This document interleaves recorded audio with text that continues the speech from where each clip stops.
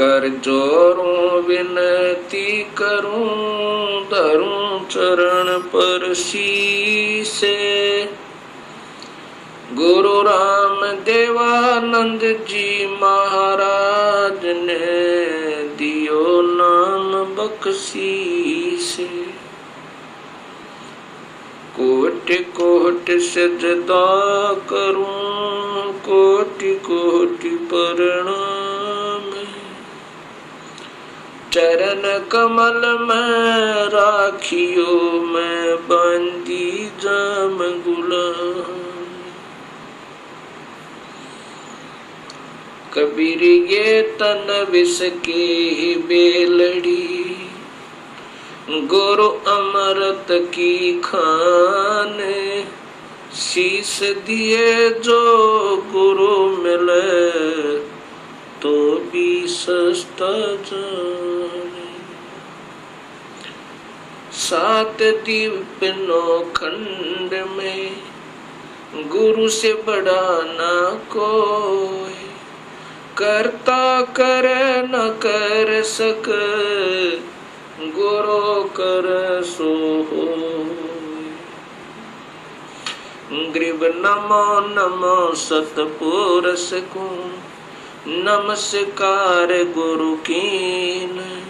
सुर नर मुनि जन साधवा, संतों सर्वस दीन। सतगुरु साहिब संत सब, दंडवतम प्रणामी। आगे पीछे मध्य हुए, तिनको जा कुर्बानी। निराकार निर्वेशम, काल जाल भंजनम। निर्लेपम निज निर्गुणम, अकल अनुप बेसुंधुनम। सोहम सुरत समापतम, सकल समाना नीरतले। उज्ज्वल हिरंबरे हरदमम, बेपरवाह था है वार पार नहीं मदतम। ग्रीब जो सुमर सिद्ध होई, गणनायक गलताना। करो अनुग्रह सोई, ही पारस पद परवाना। आद्य गणेश मनाऊं, गणनायक देवन देवा। चरण कमल लौलाऊं, आद्य अंत करूं सेवा। परम शक्ति संगीतम, रिद्धि सिद्धि दाता सोई। अवगत गुण अतीतम, सतपुरुष निर्मोही। जगदम्बा जगदीशम, मंगल रूप मुरारी। तन मन अर्पों शीसम, भक्ति मुक्ति भंडारी। सुर नर मुनि जन ध्यावे, ब्रह्मा विष्णु महेशा। शेष शेष मुख गावे, पूज्य आदि गणेशा।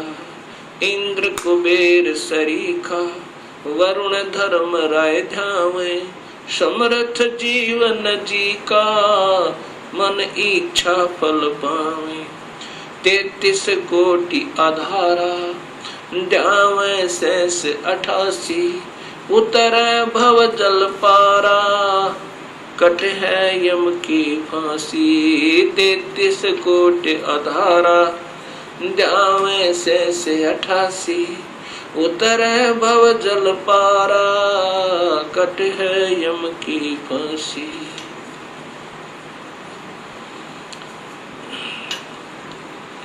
कबीर लूट सको तो लूटियो, राम नाम की लोटी।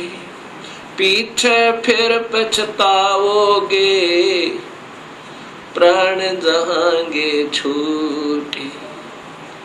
नहीं भरोसा देही का, विनस जावे छन माही। श्वास उसास में सुमरण करो, और यतन कछु नाही। कबीर श्वास श्वास में नाम जपो, व्यर्थ श्वास मत खो। ना जाने इस श्वास को, आवण होक न हो। राम रटत कोठी भलो, चू चू पड़े जो चामे।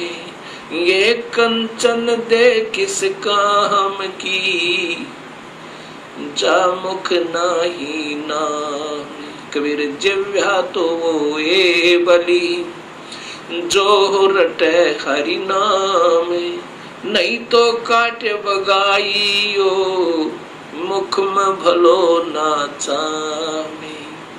कबीर राम रटत कन्या भली, साकट भलो न पूते। बकरी के गल में गल थना, जा में दूध न मोहते।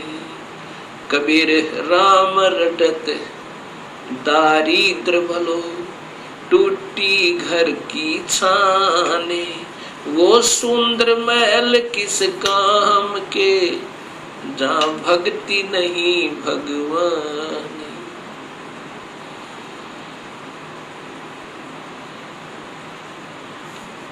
परमपिता परमात्मा पूर्ण ब्रह्म भगवान कबीर साहिब की असीम कृपा से परिभाषा प्रभु की सर्वभक्त समाज के समक्ष पहुंची। इस सत्य ज्ञान को श्रवण करके तथा टीवी के ऊपर देखकर हजारों की संख्या में भक्त आत्माओं के श्रद्धा भरे पत्र तथा साथ में टेलीफोन के माध्यम से हमें उनके हृदय की पुकार, हृदय से की हुई प्रशंसा हमारे पास पहुंची। साथ में उनकी विनम्र शंकाएं भी आई। विनम्र भाव से उन्होंने प्रार्थना की कि जो आपने शास्त्रों के आधार पर यह सत्य ज्ञान समाज को दिया है, इसके लिए हम बहुत आभारी हैं। ऐसा स्वच्छ, ऐसा सत्य ज्ञान ये अभी तक कहाँ छुपा रहा, इसका कारण क्या रहा? ये हमारा दुर्भाग्य रहा कि अभी तक हमें ये सत्य ज्ञान नहीं पता चला, जबकि सभी शास्त्रों में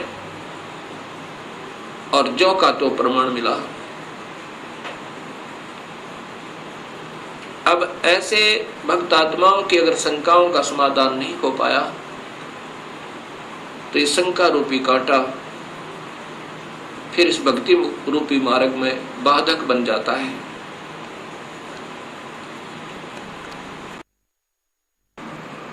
इसके लिए सर्वप्रथम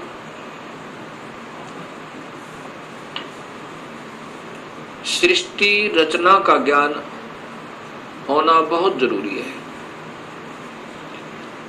जब तक हम सृष्टि रचना को ढंग से नहीं समझ पाएंगे, तब तक हम इस सत्य ज्ञान को नहीं कैच कर सकते, नहीं पकड़ सकते, नहीं समझ सकते। सृष्टि रचना के बारे में अभी तक समाज को, भगत समाज को, अपना कोई समाज नहीं है, कोई धर्म नहीं है हमारा एक ही धर्म है, मानव धर्म। और जीव अपनी जाति है, ये सबसे पहले हमने याद रखना चाहिए। जीव हमारी जाति है, मानव धर्म हमारा हिंदू, मुस्लिम, सिख, ईसाई ये धर्म नहीं कोई न्यारा है। हम एक पिता की संतान हैं, हमारा एक ही बाप है, वो कुल मालिक पूर्ण परमात्मा। और पिछले इतिहास को अगर हम देखें, उसमें ना कोई हिंदू था, ना मुसलमान, ना सिख, ना ईसाई। आज हम कोई हिंदू बना हुआ है, इस मानव शरीर के समाप्त होने पर भक्तिहीन प्राणी अपने संस्कारवश कभी पशु बन जाएगा, कभी पक्षी बनेगा, कभी पानी के जलचर बन जाएंगे। जब हम पशु होंगे तो हमारी पशु जाति होगी, और जब हम पक्षी होंगे तो हम पक्षी जाति के प्राणी होंगे। और ये भी हो सकता है कि हमारा कोई पुण्य संस्कार बचा हुआ हो, पुनर्जन्म मानव का हो, तो हम, कोई हिंदू है वो मुसलमान के घर जन्म लेगा, क्योंकि हमारे पिछले संस्कार रले मिले हैं, अलग नहीं है। सिख धर्म लगभग 300 वर्ष पूर्व 10वें गुरु गोविंद सिंह जी के द्वारा ये निर्मित हुआ, इसका उत्थान हुआ। उससे पहले सब हिंदू थे। उनके पिछले नाम राजा राम, कृपा राम, रामचंद्र, चंद्रभान, इस प्रकार के हैं। 3-4 पीढ़ी से पूर्व के जितने पूर्वज हैं वो इन नामों पर हैं। ऐसे ही इससे पहले मुसलमान धर्म नहीं था। हजरत मोहम्मद जी ने एक विशेष पवित्र मार्ग बनाया था भक्ति का, लेकिन आने वाले समय में इसमें बहुत त्रुटियां बन गई। ऐसे ही पहले ईसा जी ने एक निर्मल भक्त समाज तैयार किया था, उससे पूर्व अब्राहिम जी ने, ऐसे ये आदम जी से पहले हिंदू धर्म था, और हिंदू से पहले केवल आर्य हुआ करते थे, कोई धर्म नहीं था। अब हमने ये विचार करना पड़ेगा कि हम दो नहीं हैं। जहां से भी भक्ति प्रारंभ होती है वो निर्मलता के आधार पर है। बीड़ी, शराब, मांस, तंबाकू उसमें कभी प्रयोग नहीं होता, और केवल एक प्रभु की ही साधना प्रारंभ होती है। आने वाले समय में उसमें त्रुटियां आ जाती हैं। मनमुखी गुरु लोग उसमें ढेर सारी त्रुटियां पैदा कर देते हैं, और जिसके कारण वो समाज का प्रारूप बदल जाता है। भक्त समाज का, उस धर्म का एक प्रारूप बदल जाता है, वास्तविकता नहीं रहती। फिर ऐसे ही सदियों उपरांत फिर ये मार्ग प्रारंभ होता है। उसमें प्रारंभकर्ता को कठिनाइयां अवश्य आती हैं।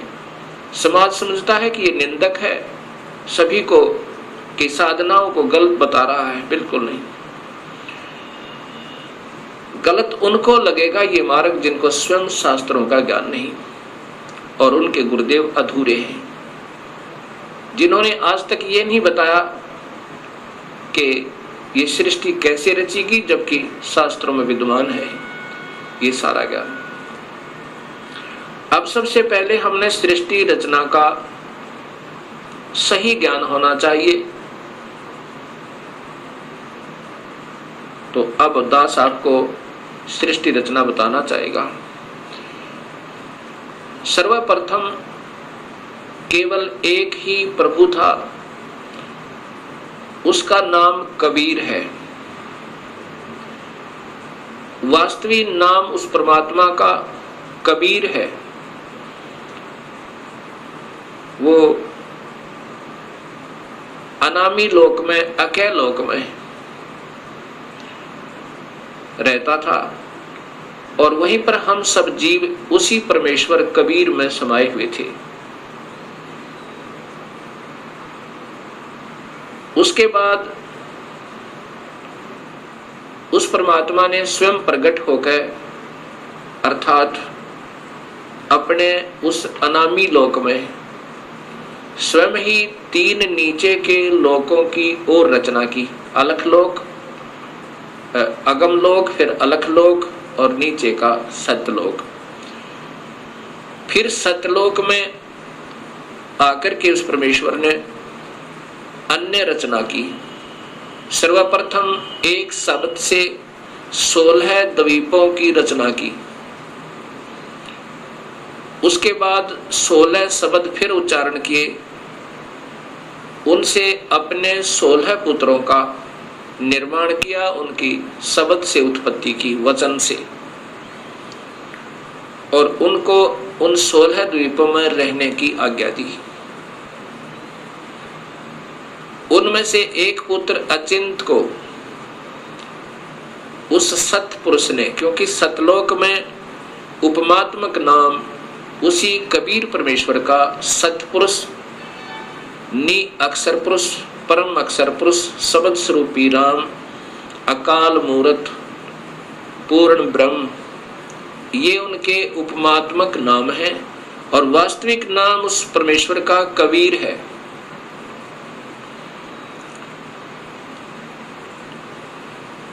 सतलोक के अंदर सतपुरुष ने अपने पुत्र अचिंत से कहा कि आप यहाँ की अन्य सृष्टि रचना को करो मेरी शक्ति तक। अचिंत ने अपनी शब्द शक्ति से अक्षर पुरुष परब्रह्म की उत्पत्ति की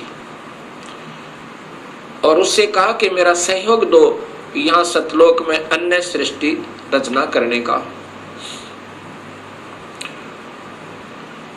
अक्षर पुरुष अर्थात ये परब्रह्म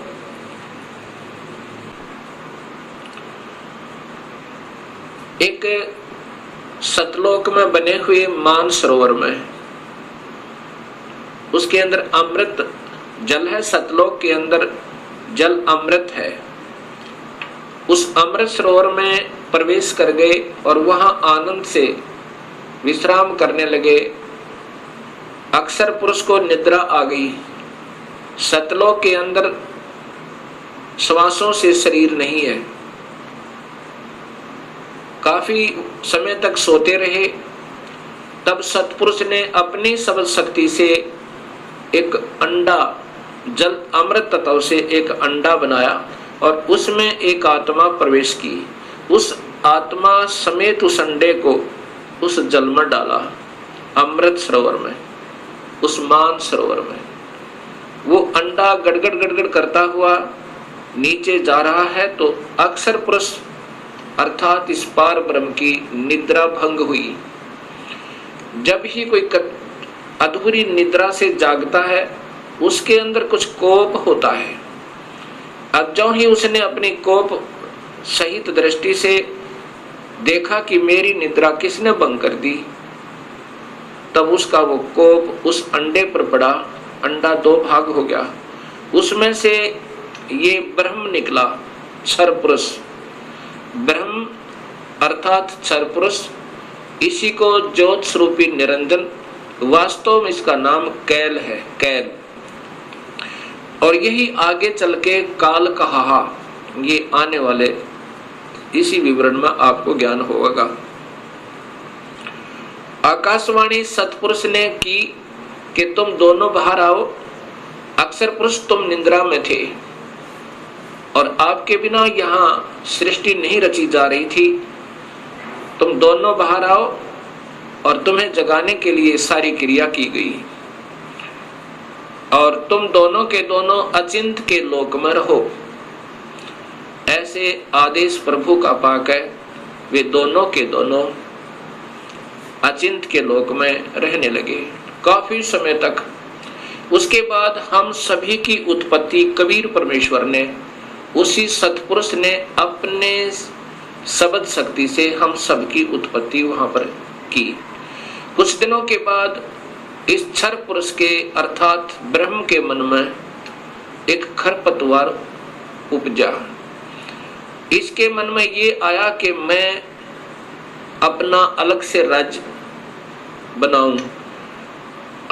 मेरे अन्य भाई सब एक एक द्वीप में रहते हैं और हम 2 यानी अचिंत और ब्रह्म और साथ में ये अक्षर पुरुष पर ब्रह्म भी, हम एक ही द्वीप में रह रहे हैं। मैं अपना अलग राज्य चाहूंगा। इस उद्देश्य से ब्रह्म ने, क्षर पुरुष ने, ज्योत स्वरूपी निरंजन ने 70 युग तक अलग से एक पैर पर खड़ा होकर तपस्या की। जब ये तपस्या कर रहा था, हम ये सभी आत्माएं जो आज काल के लोक में दुख पा रहे हैं, चाहे आज कोई देव बना है, चाहे कोई महादेव बना है, चाहे आज कोई शूकर बना है, चाहे कोई गधा बना है, चाहे कोई राजा बना है, चाहे कोई रंक बना है, पशु या पक्षी बना हुआ है, ये सभी की सभी आत्माएं हम इस काल के ऊपर अर्थात इस ब्रह्म के ऊपर आसक्त हो गए। और यही बीमारी आज हमारे अंदर विद्यमान है, यही प्रक्रिया। जैसे ये नादान बच्चे किसी हीरो और हीरोइन को देखकर उसकी अदाओं के ऊपर इतने आसक्त हो जाते हैं कि वो अगर आसपास कहीं किसी शहर में वो हीरो, वो अभिनेता या अभिनेत्री आ जावे, लाखों की संख्या में उनके दर्शनार्थ भीड़ उमड़ जावे और लेना एक न देने दो, कुछ मिलना नहीं उससे। ऐसी हमारी वृत्ति वहां बिगड़ी थी सत्यलोक में। हम वहां रहा करते थे अपने पिता के पास, कोई दुख नहीं था, कोई मृत्यु नहीं थी, हमारे परिवार थे, हम प्यार से रहा करते थे। लेकिन वहां हम अपने पति भर्ता पद से गिर गए, अपने मूल मालिक उस पूर्ण ब्रह्म जो सर्व सुखदायी सदा सहाय आत्मा का आधार वास्तव में भगवान है, जो जीव को दुखी नहीं करता, जन्म मरण के कष्ट में नहीं डालता, कुत्ते और गधे नहीं बनाता, उसको छोड़कर और हम इस काल यानी ब्रह्म के ऊपर आसक्त होगी। जब इसने सत्ययुग तप कर लिया, तब पूर्ण परमात्मा ने, पूर्ण ब्रह्म ने, सतपुरुष ने पूछा भी क्या चाहता है तू, कैल क्या चाहता है, ब्रह्म तू क्या चाहता है। तब इस ज्योत स्वरूपी निरंजन ने कहा कि पिताजी, ये स्थान जहां मैं रह रहा हूं ये कम है, मुझे अलग से राज्य दो। तब उस पूर्ण ब्रह्म ने इस ब्रह्म के तप के बदले में 21 ब्रह्मांड प्रदान कर दिए, जैसे 21 प्लॉट दे देवे कोई साहूकार पिता अपने पुत्र को। 21 ब्रह्मांडों को पाकर ये ज्योत निरंजन बड़ा प्रसन्न हुआ। कुछ दिनों के बाद इसके मन में आया कि इसमें कोई अन्य रचना करूं, उसके लिए कुछ समान पिताजी से मांगूं। इसने सत्ययुग तप फिर किया। तब सतपुरुष ने पूछा कि आप क्या चाहते हो, आपको 21 ब्रह्मांड प्रदान कर दिए। तब इस ब्रह्म ने कहा कि पिताजी, इसमें कुछ रचना करना चाहता हूं, कृपा रचना करने की सामग्री दीजिए। सतपुरुष ने इस ब्रह्म को 5 तत्व और 3 गुण प्रदान कर दिए। इसके बाद इसने सोचा कि ब्रह्म ने सोचा कि इसमें जीव भी हो, मेरा अकेले का मन नहीं लगता। इस उद्देश्य से 64 युग तप फिर किया। तब सतपुरुष ने पूछा कि क्या चाहता है ज्योत निरंजन, अब तो तुझे मैंने जो मांगा सो दे दिया। तब ब्रह्म ने कहा, पिताजी कृपा मुझे जीव प्रदान करो, मेरा अकेले का दिल नहीं लगता है। उस समय पूर्ण ब्रह्म सतपुरुष कबीर परमेश्वर ने कहा कि ज्योत निरंजन, तेरे तप के बदले में राज्य दे सकता हूं और ब्रह्मांड चाहिए वो दे सकता हूं, परंतु ये अपनी प्यारी आत्मा, अपना अंश नहीं दूंगा तुझे। ये तो तेरे किसी भी क्रिया, धर्म, धार्मिक क्रिया से, तप से, किसी भी जप से नहीं दूंगा। हाँ, यदि वो स्वयं कोई जाना चाहता है अब सब इच्छा से, कोई हंस आत्मा, कोई भक्त आत्मा, तो मैं स्वीकृति दे सकता हूं, नहीं तो मैं अपनी इच्छा से नहीं कहूंगा, ये मैं नहीं दे सकता।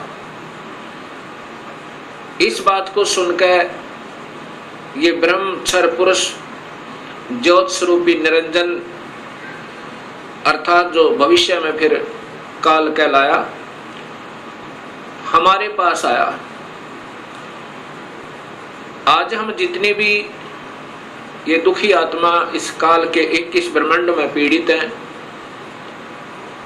हमारे पास ये ब्रह्म आया और हमसे कहा कि मैं वहाँ अलग से ब्रह्मांड लिए हैं मेरे पिताजी से अपने तप के बदले में। वहाँ ऐसे स्वर्ग बनाऊंगा, महास्वर्ग बनाऊंगा और ऐसे दूधों की नदी बहाऊंगा, झरने बनाऊंगा। क्या आप मेरे साथ चलना चाहते हो? तब हम सभी ने जो यहाँ काल के 21 ब्रह्मांडों में पीड़ित है, कहा कि यदि पिताजी हमें आज्ञा दें तो हम चलने को तैयार हैं। इस बात को सुनकर ज्योत स्वरूपी निरंजन कबीर परमात्मा के पास आया और उससे कहा कि पिताजी कुछ आत्माएं हमारे साथ चलने को तैयार हैं। सतपुरुष से कहा इस काल ने, ब्रह्म ने, कि पिताजी कुछ आत्माएं मेरे साथ चलने को तैयार हैं, उन्होंने सहमति दी है। तब पूर्ण परमात्मा सतपुरुष अर्थात कबीर देव ने, कबीर साहिब ने कहा कि यदि वो मेरे सामने स्वीकृति देंगी, जितनी भी आत्माएं हैं जो तेरे साथ जाना चाहते हैं, तो मैं उनको आज्ञा दे दूंगा। ऐसा कहकर के सतपुरुष हम सभी आत्माओं के पास आया जो आज काल के लोक में कैद में बंद हैं। सतपुरुष ने, उस अकाल मूर्त ने, शब्द स्वरूपी राम ने हमसे पूछा कि जो आत्मा इस ब्रह्म के साथ जाना चाहती हैं वो अपनी सहमति व्यक्त करें। उस समय हम सभी घबरा गए और नहीं हिम्मत पड़ी अपने पिता के सामने स्वीकृति देने की। उस समय एक आत्मा ने सर्वप्रथम हिम्मत किया, डेयर किया और कहा कि पिताजी मैं इस ब्रह्म के साथ जाना चाहता हूं। उसकी देखा देखी फिर हम सभी ने स्वीकृति दे दी।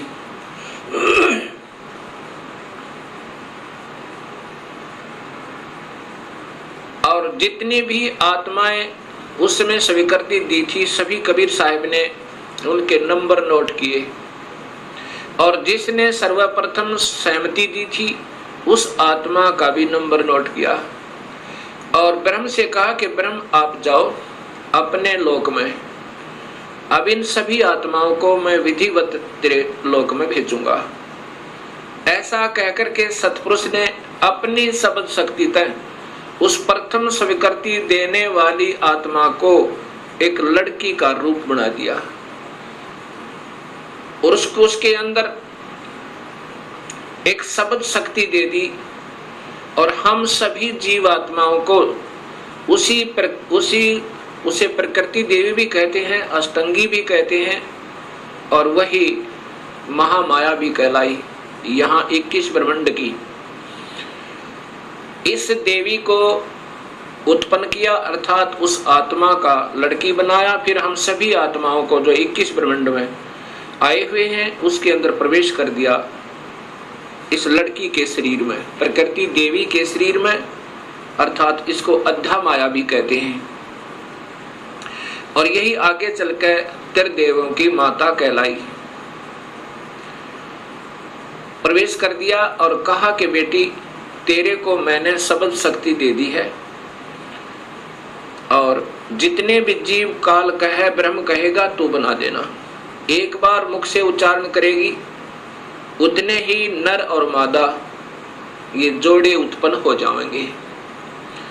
अपने पुत्र सहजदास से कहा सहजदास जाओ अपनी बहन को उस ज्योत स्वरूपी निरंजन के पास छोड़ आओ और उसको बताना कि इस लड़की को, इस प्रकृति देवी को, अद्धा माया को मैंने सबद शक्ति दी है, ये जितने जीव तू कहेगा ये बना देगी। और जितनी आत्माओं ने स्वीकृति दी थी वो सभी इसके अंदर प्रवेश कर रखी हैं। सहजदास प्रकृति देवी को लेकर, अध्यामाया को लेकर ज्योत निरंजन के पास आया, उसके पास छोड़ दिया और कहा कि पिताजी ने ऐसे ऐसे कहा है, इस लड़की के पास सब शक्ति है और जितने जीव तू कहेगा ये नर और मादा अपने शब्द से उत्पन्न कर देगी। ऐसा कह करके सहजदास अपने लोक में लौट आया, अपने द्वीप में आ गया। युवा होने के कारण लड़की का रूप निखरा हुआ था।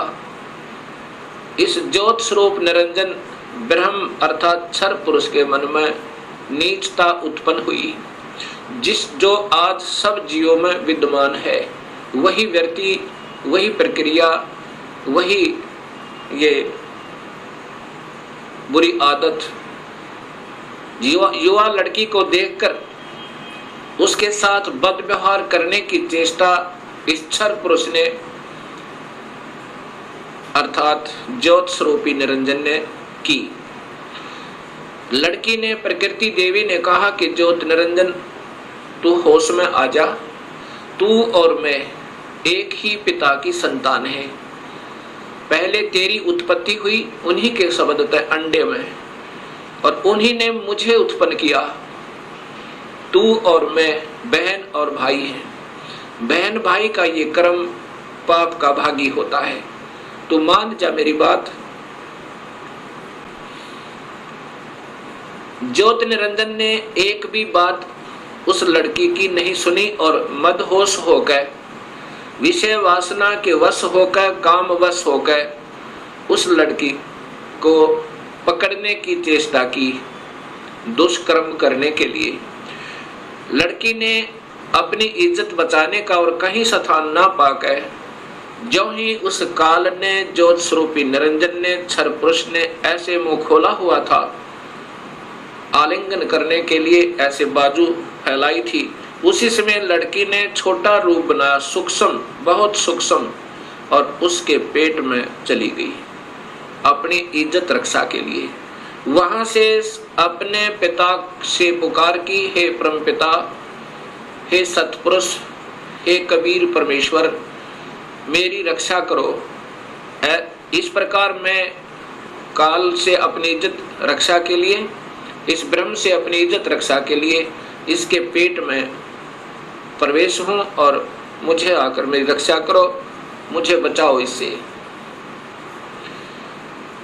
उसी समय कबीर परमेश्वर ने अपना ही दूसरा रूप अपने पुत्र योग संतायन अर्थात योग जीत, उसे जोग जीत भी कहते हैं, योग जीत का रूप बनाकर काल के 21 ब्रह्मांडों में प्रकट हुए और कहा कि ज्योत स्वरूपी निरंजन तूने जुल्म कर दिया, आपने ये ऐसा जुल्म कर दिया, ऐसे कर्म करने वाले पाप आत्मा को इस सच्चे लोक में ये श्राप, ये कर्म, ये पाप लगता है कि 1 लाख जीवों का, मनुष्य शरीरधारी जीवों का रोज आहार करेगा और 1.25 लाख की उत्पत्ति करेगा।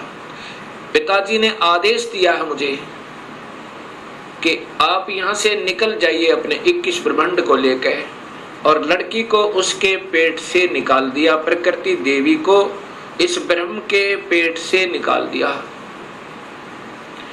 और उनको 21 ब्रह्मांड समेत और दोनों को वहां से निष्कासित कर दिया और कहा कि प्रकृति तूने स्वयं अपने पैर पर कवाड़ा मारा है, अपने पिता से दूर होगी तू, अब इसकी सजा तू ही पावेगी और जाओ यहाँ से 21 ब्रह्मांड लेकर आप चले जाओ। इतना कहते ही 21 ब्रह्मांड वायुयान की तरह वहां से चल पड़ा और वहां से सतलोक से 16 शंख कोश की दूरी पर नील पद्म शंख यानी 16 मिलियन 16 शंख कोस की दूरी पर ये 21 ब्रह्मांड आकर के स्थिर कर दिए कबीर परमेश्वर ने अपनी शक्ति तय। अब इस ज्योत स्वरूपी निरंजन के मन में फिर यही नीचता फिर उठी और कहा कि अब मेरा कौन क्या बिगाड़ सकता है, अब मैं मनमाना करूंगा। उस लड़की ने, प्रकृति देवी ने फिर प्रार्थना की कि ज्योत निरंजन अब भी तू मान जा। पहले तो आप और मैं एक ही पिता की संतान हैं, और दूसरे मैं तेरे पेट से होकर आई हूं। ये कर्म, अब मैं तेरी बेटी बन गई। प्रथम तो बहन और भाई का ये पाप कर्म महापाप का कारण है, और दूसरे मैं तेरी बेटी हुई आपके पेट में होकर आई, और बाप बेटी का ये जुल्म अच्छा नहीं। मान जा मेरी बात, मेरे पास सब शक्ति है पिताजी की दी हुई, और जितने जीव तू कहेगा मैं बना दूंगी। लेकिन इस ज्योत स्वरूपी निरंजन ने एक भी बात नहीं सुनी उस प्रकृति देवी की, दुर्गा की। जबरदस्ती शादी की, और एक ब्रह्मांड में एक ऐसा स्थान बना रखा है इस काल भगवान ने, ब्रह्म भगवान ने। वहां पर ब्रह्मलोक कहते हैं उसको। उस ब्रह्मलोक के अंदर इसने 3 स्थान बना रखे हैं, एक रजोगुण प्रधान, एक सतोगुण प्रधान और एक तमोगुण प्रधान। जब ये सतोगुण रजोगुण प्रभावित क्षेत्र में इस दुर्गा को अपनी पत्नी के रूप में रखता हुआ वहां रहता है, उस समय जो पुत्र की उत्पत्ति होती है उसका नाम ब्रह्मा रख देता है, उसको रजोगुण बना देता है। उसके बाद ये दोनों उस स्थान पर आ जाते हैं जो सतोगुण प्रभावित होता है। वहां पर जो पुत्र उत्पन्न होता है उसके अंदर सतोगुण आ जाते हैं, उसके अंदर सतोगुण आ जाते हैं, और उसका नाम ये विष्णु रखते हैं। तीसरे स्थान को तमोगुण प्रभावित बना रखा है। वहां रहकर अब इसी प्रकृति देवी दुर्गा के साथ जो पुत्र उत्पन्न करता है उसका नाम रुद्र शंकर शिव रखता है। ऐसे ही हर ब्रह्मांड के अंदर इस काल भगवान ने, ब्रह्म भगवान ने ये ब्रह्मलोक बनाए हैं, और वहां पर ये ऐसे ही कुछ समय के लिए प्रकृति देवी को अपने साथ रखता है, और उसके बाद वहां से अंतर्ध्यान हो जाता है। अब जब इसने इस लड़की को, प्रकृति देवी को बदनजर से देखा था, और ये लड़की प्रकृति देवी ने इसके पेट में शरण पाई थी, ज्योत निरंजन के पेट में, और फिर सतपुरुष ने अपने पुत्र जोगजीत का रूप बना करके आकर उसको निकाला था। उस दिन से इसका नाम काल पड़ा। कहा था कि आज से तेरा नाम काल होगा, और 1 लाख जीवों का, मनुष्य शरीरधारी प्राणियों का रोज आहार करेगा, और 1.25 लाख की उत्पत्ति किया करेगा। ये वहां पर सतलोक के अंदर ऐसा दुष्कर्म करने वाले को स्वतः पाप लग जाता है। अब ज्योत स्वरूपी निरंजन काल ने अपनी पत्नी से कहा कि मैं ऐसे स्थान पर रहूंगा जहां पर कोई नहीं आ सकता, और आज के बाद मैं किसी भी 20 ब्रह्मांड के अंदर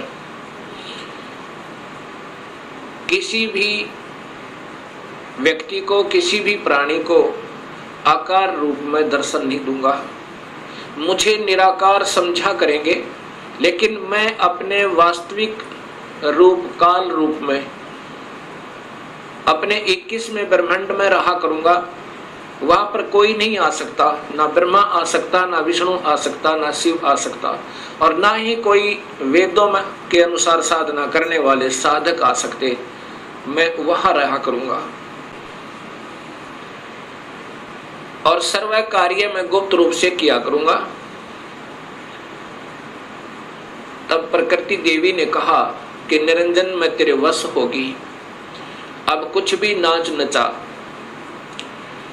इतने बड़े ब्रह्मांडों को, इन 20 ब्रह्मांडों को मैं कैसे चलाऊंगी एक स्त्री की जाति, और तू मुझे छोड़कर जा रहा है, कहता मैं आज के बाद किसी को दर्शन नहीं दूंगा। तब ज्योत स्वरूप निरंजन अर्थात इस काल भगवान ने, ब्रह्म ने कहा कि प्रकृति चिंता ना करे, जो कुछ भी करूंगा वो मैं ही करूंगा, तुम तो निमित्त मात्र होगे और ये बच्चे ब्रह्मा विष्णु महेश ये भी केवल निमित्त होंगे, इन सब का रिमोट मेरे पास होगा, सब कार्य मैं करवाऊंगा, तू चिंता मत कर। और जब ये बच्चे थोड़े से सियाने हों इनको अचेत कर देना, जब ये बाल अवस्था से ऊपर उठे इनको अचेत कर देना और मेरा भेद मत बताना, ये समझ लेना ध्यान से, अगर मेरा भेद तूने इनको बताया तो मेरे से बुरा नहीं होगा, ऐसे उसको डरा धमका दिया। इस प्रकार ये काल उसके बाद निराकार कहलाता है, लेकिन ये आकार में अपने उस काल लोक में विद्यमान रहता है। जब ये बच्चे ब्रह्मा विष्णु महेश सियाने हुए तब तक इनको अचेत रखा गया।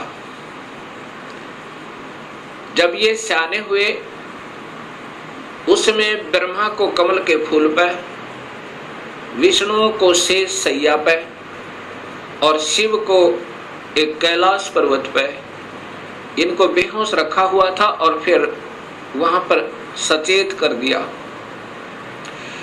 सबसे पहले ब्रह्मा को कमल के फूल पे इसी स्वयं ब्रह्म ने, काल ने अपने ही नाभि से एक कमल प्रकट किया। वो महाविष्णु, महाब्रह्मा, महाशिव रूप में, 3 रूप में ब्रह्मलोक में रहता है हर ब्रह्मांड के अंदर। उस समय ब्रह्मा को उस कमल के फूल पर रख दिया। ब्रह्मा को ये नहीं मालूम कि मैं कहां से उत्पन्न हुआ, कौन मेरा माँ है, कौन मेरे पिता है। उसके बाद आकाशवाणी हुई कि तुम तप करो। ब्रह्मा ने 1000 वर्ष तक तप किया। फिर आकाशवाणी हुई कि सृष्टि करो। तब ब्रह्मा ने सोचा कि मैं काहे की सृष्टि करूं, सब जगह जल ही जल है, कहीं पृथ्वी दृष्टि गोचर नहीं हो रही है। इतने में मधु और कैटब नाम के 2 राक्षस काल ने प्रेरित करके और ब्रह्मा की ओर भेज दिए। ब्रह्मा डर के मारे उस कमल के फूल को के डंठल को पकड़कर नीचे उतर गया बहुत स्पीड तक। नीचे जब आया तो उसी जल के ऊपर एक शेष सैया पर चतुर्भुज रूप में एक व्यक्ति सो रहा है। उसके हाथों में शंख, चक्र, गदा, पद्म है। जब ब्रह्मा वहां पहुंचा उसी समय उस वो विष्णु जी थे जो त्रिलोकीय विष्णु जी थे, उनमें से एक शक्ति निकली, वो आकाश में छा गई। उस समय ये ब्रह्मा विष्णु जी होश में आए। इतने में मधु और कैटब भी पहुंच गए। मधु और कैटब के साथ भगवान विष्णु ने 5000 वर्ष तक युद्ध किया, वो नहीं मरे। फिर उस शक्ति ने जो आकाश में छाई थी एक लड़की का रूप बनाया, देवी का, और मधु कैटब को मोहित किया, अपनी ओर आकर्षित किया अपनी कलाओं से, अदाओं से। जब मधु और कैटब उस लड़की की तरफ देखने लगे तो विष्णु जी ने पीछे से उनकी गर्दन पकड़कर दोनों को मार डाला। अर्थात 5000 वर्ष तक भगवान विष्णु से 2 राक्षस नहीं मरे। वो भी तब मरे जब उस माता ने सहयोग दिया, उनको अट्रैक्ट कर लिया, आसक्त कर लिया। इससे 2 बातें सिद्ध होती हैं कि ये समर्थ नहीं है। जब 5000 वर्ष तक 2 राक्षस नहीं मर पाए भगवान विष्णु से, तब ब्रह्मा जी और विष्णु 2 थे। इतने में रुद्र अर्थात ये शिव भी वहीं प्रकट हो गया। ब्रह्मा जी देवी भागवत महापुराण में बताता है कि मैं फिर हम 3 हो गए। ब्रह्मा, विष्णु और शिव। तब देवी ने कहा कि तुम तीनों देवता अपने अपने कार्य को ध्यान से सुनो और उस पर संलग्न हो जाओ। ब्रह्मा जीवों की उत्पत्ति करवावे, उनको रजोगुण प्रभावित करके, ये केवल इतने ही ब्रह्मा हैं। और विष्णु फिर इनके आपस में सतिथि बनाए रखे, मोह ममता में फंसाए रखे, ये विष्णु जी की ड्यूटी है। और शिव की ड्यूटी है कि ये संहार करे। तब इन तीनों ने कहा कि हे माई, हे देवी, कहीं पर पृथ्वी नजर नहीं आ रही है और पृथ्वी के बिना प्राणियों की सृष्टि, स्थिति और संहार असंभव है। तब वो देवी मुस्काई और कहा कि तुम, इतने में एक विमान आया और कहा कि तुम तीनों के तीनों इस विमान में बैठो और चिंता मत करना, घबराइयो मत। उस समय ये तीनों के तीनों ब्रह्मा, विष्णु, महेश विमान में प्रवेश कर गए। विमान मन की गति से चला, बहुत तीव्र गति था। कहां पहुंचा? ब्रह्मलोक में पहुंचा, जहां पर ये काल भगवान 3 रूपों में रहता है, जहां इनकी उत्पत्ति की जाती है, ब्रह्मा, विष्णु, महेश की। और वहां पर कोई नहीं जा सकता, ना वेद विधि से, किसी साधना तक, ना तप से, ना यज्ञ से, ना हवन से, किसी प्रकार से नहीं जा सकता, ना किसी जप से। वहां पर तो ये अपनी कृपा से ही ले जा सकता है, ये काल भगवान सोचल सिद्ध करके। वहां जाकर के इन्होंने क्या देखा?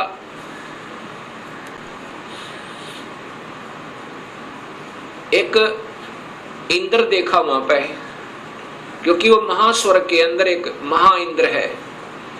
उसके बाद फिर आगे विमान गया, वहां एक ब्रह्मा देखा। जब दूसरा ब्रह्मा देखा तो शिव और विष्णु ब्रह्मा जी से पूछने लगे कि हे चतुरानन, ये दूसरा ब्रह्मा कौन है? तब ब्रह्मा जी ने कहा, मुझे नहीं मालूम ये कौन है। उसके बाद विमान आगे चला।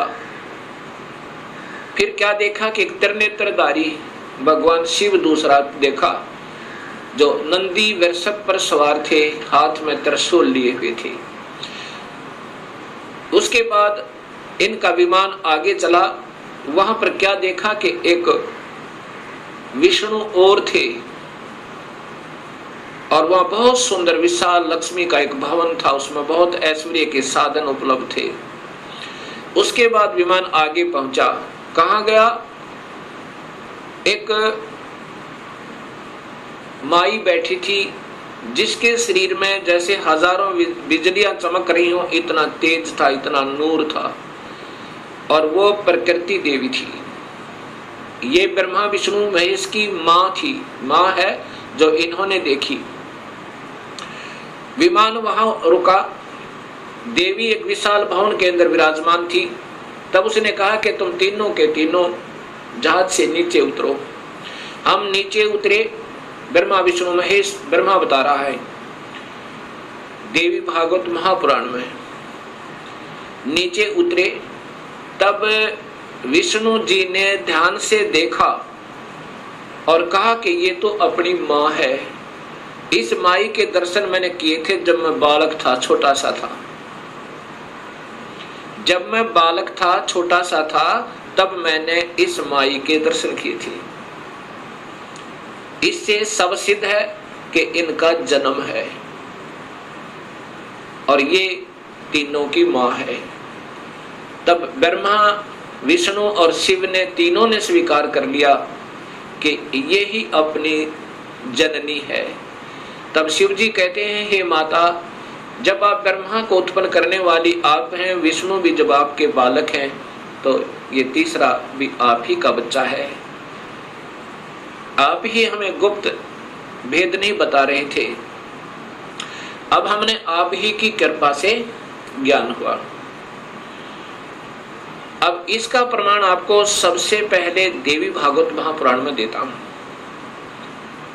पहले आपको देवी भागवत महापुराण से प्रथम शिव पुराण को दिखाता हूं, उसके बाद फिर आपको देवी भागवत महापुराण दिखाऊंगा।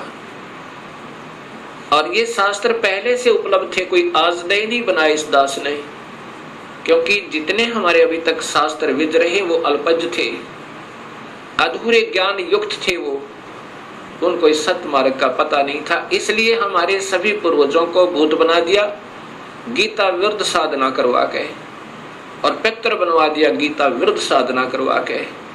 गीता में लिखा है कि देवी देवताओं की पूजा मत करो, ब्रह्मा विष्णु महेश की पूजा तक भी नहीं करनी है, तीनों गुणों की भक्ति नहीं करनी है। केवल ब्रह्म से प्रारंभ होती है भक्ति, और पूजा करनी है केवल पूर्ण ब्रह्म की। अब मैं आपको देवी भागवत, पहले आपको शिव महापुराण दिखाता हूं।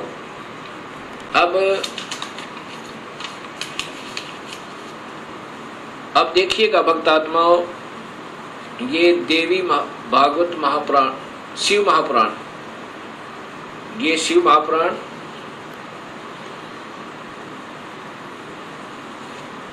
इसके अंदर आपको पता चलेगा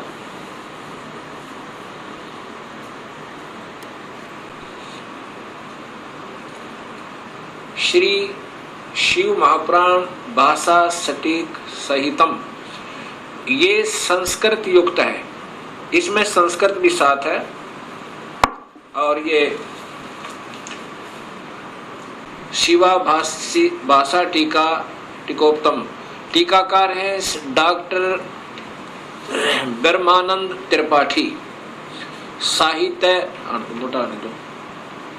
साहित्य आयुर्वेद ज्योतिष आचार्य, MA PhD DMCA, ये टीकाकार हैं इनके।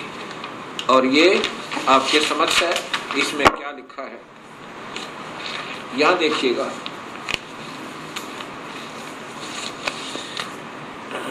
यहां से पढ़िएगा, ये संस्कृत है और ये हिंदी आपको दिखाना चाहूंगा।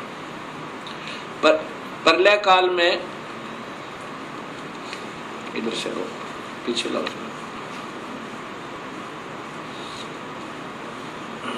ए मुनिवर, प्रलय काल में भी शिव पार्वती का कभी वियोग ना होने के कारण ही काशी को अविमुक्त अक्षेत्र कहते हैं। प्राचीन काल में शिवजी ने इस अक्षेत्र का नाम पहले नंदनवन और बाद में अविमुक्त रखा था। हे देवर्षि नारद, आनंद वन में रमण करते हुए शिव पार्वती के मन में इच्छा हुई कि किसी दूसरे पुरुष का निर्माण किया जाए, जिसके ऊपर अपने इस महासागर को डालकर हम दोनों स्वच्छंद होकर वैराग्य धारण कर केवल काशीपुरी में निवास कर सकें। वही सदा सब कुछ करे, वही रक्षा करे, वही अंत में वही रक्षा करे और अंत में मेरे अनुग्रह से वही सृष्टि का संवरण भी करे।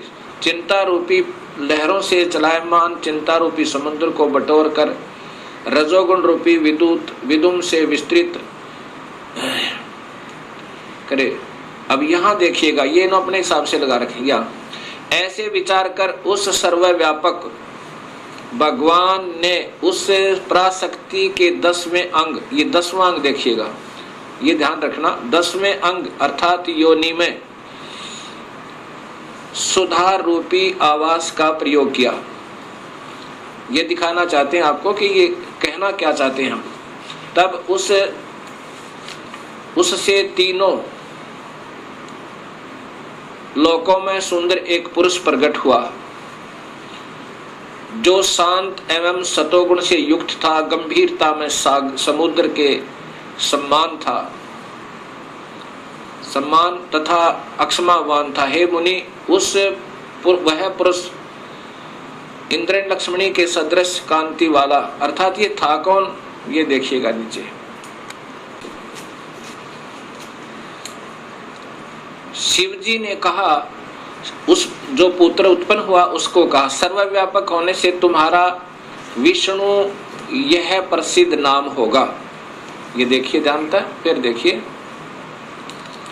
सर्वव्यापक होने से, सर्वव्यापक होने से शिव ने कहा,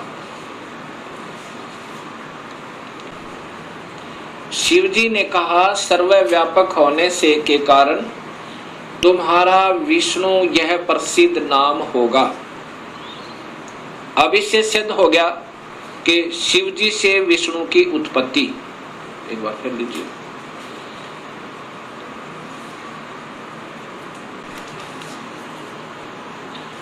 अभी आपने ये शिव महापुराण में छठे अध्याय को देखा, छठे अध्याय में कि भगवान शिव से और पार्वती के संयोगता है। पार्वती कौन? ये महाशक्ति यानी शेरा वाली प्रकृति के द्वारा विष्णु की उत्पत्ति हुई। अब सातवां अध्याय, ये संस्कृत भी साथ है। अब यहाँ आगे देखिएगा, ये हिंदी देखिएगा। ब्रह्मा जी ने कहा कि विष्णु भगवान के शयन करने के बाद उनकी नाभि से एकाएक बहुत बड़ा कमल पुरुष उत्पन्न हुआ, कमल पुष्प। अब ये ब्रह्मा बता रहा है लेकिन तुक्के लगा रहा, क्योंकि स्वयं बेहोश था पहले, इसको आप ही नहीं मालूम वो कौन से विष्णु की नाभि से मिला। ये देखिएगा, उत्पन्न हुआ जिसकी नाल टनकार फल फूल के फूल। अब ज्यादा ना देख रही है, देखिएगा, उस सांब शिव परमेश्वर भगवान शिव ने पहले की भांति जैसे विष्णु की उत्पत्ति की थी दुर्गा और काल के संयोग तय, पहले की भांति अपने दाहिने अंग से मुझे उत्पन्न किया। ब्रह्मा कह रहा कि मेरी उत्पत्ति भी उस काल ब्रह्म से, यानी शिव कह रहे हैं, ये शिव, शिव हो महा ब्रह्मा महाविष्णु महाशिव रूप में ये काल ही रहता है, मुझे उत्पन्न किया, ये ब्रह्मा जी ने बताया। कई भक्तात्मा कहते हैं कि जो गीता प्रेस गोरखपुर से प्रकाशित पुस्तकें हैं वही विशेषकर आम भक्त समाज उनको सत्य मानता, एथेंटिक मानता है। अब आपके सामने यही गीता प्रेस गोरखपुर से प्रकाशित ये पुस्तक दिखाते हैं, शिव महापुराण।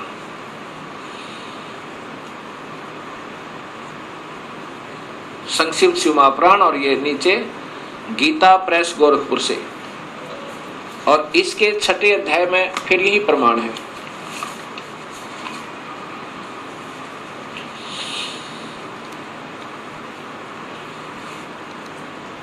अब इसी शिव महापुराण का ये छठा अध्याय है। ये शिव महापुराण अध्याय नंबर 6, उसके बीच से सुना रहा हूं, आप इसको खरीद कर देख भी सकते हो। जिस परब्रह्म के विषय में ज्ञान और अज्ञान पूर्ण उक्तियों द्वारा इस प्रकार ऊपर बताए अनुसार विकल्प किए जाते हैं, उसने कुछ काल के बाद सृष्टि का समय आने पर द्वितीय की इच्छा प्रकट की। उसके भीतर एक से अनेक होने का संकल्प उदित हुआ। तब उस निराकार परमात्मा ने अपनी लीला शक्ति से अपने लिए मूर्ति आकार की कल्पना की।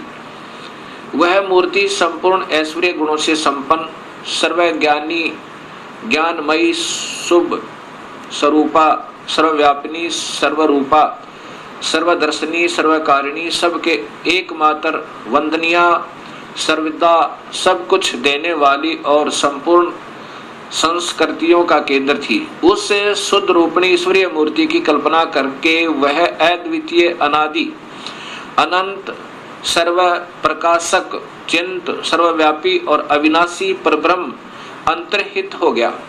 ये काल की कलाएं हैं सारी, और ये अनजान लेखक जिनको कुछ ज्ञान नहीं, इस काल को ही सब उपमा दे रहे हैं उस पूर्ण ब्रह्म के तुल्य, जो मूर्ति रहित परम ब्रह्म है। अब यहाँ मूर्ति हो गया और फिर मूर्ति रहित भी है। अब ये काल की ही कला है, वो क्या बन गया? शिव रूप में आ गया। उसकी मूर्ति यहाँ देखो, चिंतमय आकार भगवान सदाशिव हैं। ये काल ही निराकार है और यही फिर महाशिव, महाविष्णु और महाब्रह्मा के रूप में ये सब कलाएं करता है। अर्वाचीन और प्राचीन विद्वान इसी को ईश्वर कहते हैं।